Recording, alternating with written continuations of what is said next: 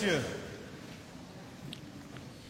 le 12 juin 2009 représente désormais une date historique dans l'évolution politique de mon pays.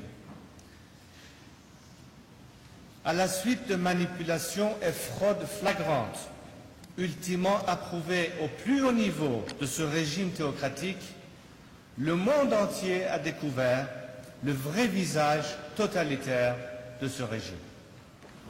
Et surtout, la force du mouvement de révolte qui a parcouru les villes iraniennes, enflammé la jeunesse et mis à mal le régime islamique. Ce régime massacre, prend, emprisonne et torture depuis 3 décennies en toute impunité. La population, notamment la jeunesse et surtout les femmes, est excédée de se voir maintenue sous tutelle par une théocratie archaïque. Le régime a été enfin pris en flagrant délit. La brutalité de sa répression est maintenant connue de tous. Ce qui a fait l'admiration du monde entier, c'est le courage, la résistance du peuple iranien, qui a affronté les forces de la répression pendant des jours sans rompre et au prix d'un nombre de victimes sous-évalué, faute d'informations complètes et fiables. Le régime peut bien réprimer, menacer. Pour lui, c'est le début de la fin.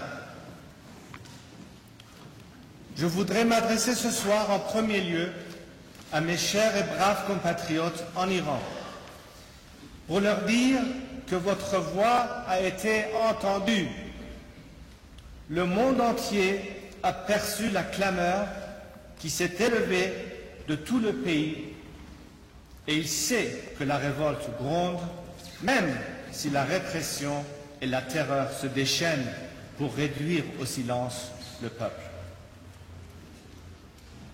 J'appelle les responsables iraniens, les dignitaires religieux, à quelque niveau que se situe leur responsabilité, à se détacher de ce régime illégitime et condamné. J'appelle une nouvelle fois les forces coercitives et notamment les Bassidji à ne pas oublier qu'ils répriment leurs frères et leurs sœurs. Pour parvenir à un Iran libre et démocratique, nous devons réussir la réconciliation nationale à travers une amnistie générale. Nous ne voulons ni de vengeance, ni de règlement de compte, ni de tribunaux révolutionnaires. Dans cet Iran pour lequel nous nous battons, chacun aura sa place. Nous pourrons enfin vivre dans un état de droit, en égalité, en dignité, où l'expression de toute pensée, de toute idéologie et de toute croyance sera garantie.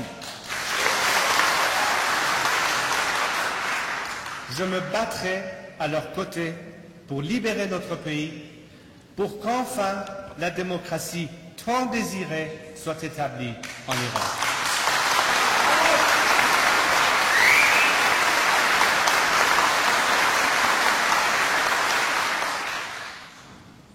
Je m'adresse en deuxième lieu à la diaspora iranienne, réfugiée en Amérique, en Europe et ailleurs, qui vivent dans l'angoisse ces jours exaltants et terribles, craignant pour leurs compatriotes.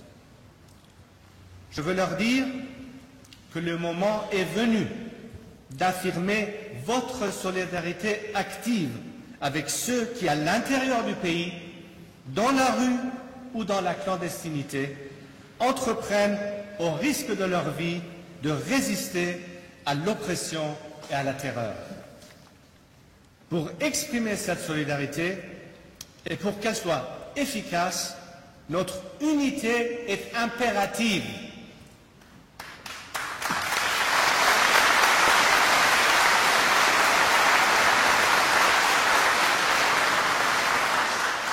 C'est notre premier devoir. L'Iran a besoin de toutes ses forces vives et vous en faites partie. Puisse notre entente à l'extérieur de l'Iran être à l'image de celle à laquelle nous aspirons pour l'Iran de demain, faite de tolérance, de respect mutuel et de volonté démocratique. Fédérons nos efforts, coalisons nos forces. C'est le moment de prouver au monde entier que nous, Iraniens, sommes capables de travailler main dans la main et d'être de vrais démocrates.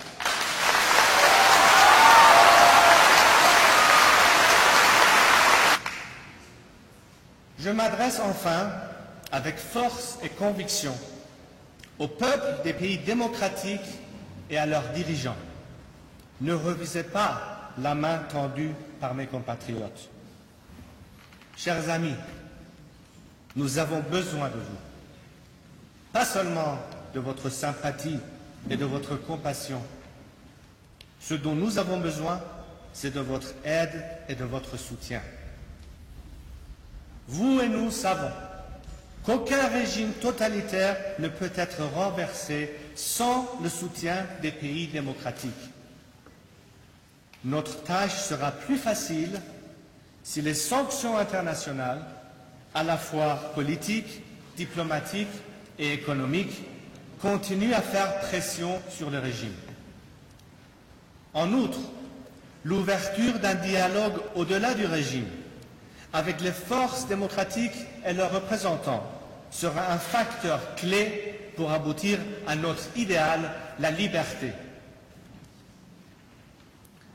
C'est en Iran que se joue aujourd'hui le destin de l'Irak, de l'Afghanistan, de la paix au Proche et au Moyen-Orient. C'est en Iran que se joue principalement le destin de l'idéologie islamiste et antidémocratique qui s'étend à travers le monde. Depuis des années, sachant que la négociation avec cette théocratie sur la crise nucléaire a peu de chances d'aboutir et que la guerre serait une faute grave, j'ai proposé une troisième voie, légitime et moins coûteuse, celle du soutien au peuple iranien dans sa lutte pour la liberté et la démocratie. Aujourd'hui, mes compatriotes se sont massivement exprimés. Comment des nations se réclamant des valeurs des Lumières pourraient refuser cette main tendue par mes compatriotes? Soutenir le peuple iranien assoiffé de valeurs démocratiques, c'est dans notre intérêt commun, c'est la seule bonne solution.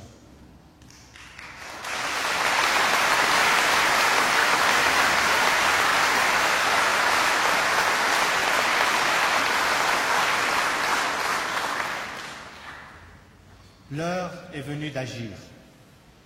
Le régime est miné par des fissures internes et des guerres intestines, ruiné par une politique et une économie désastreuses.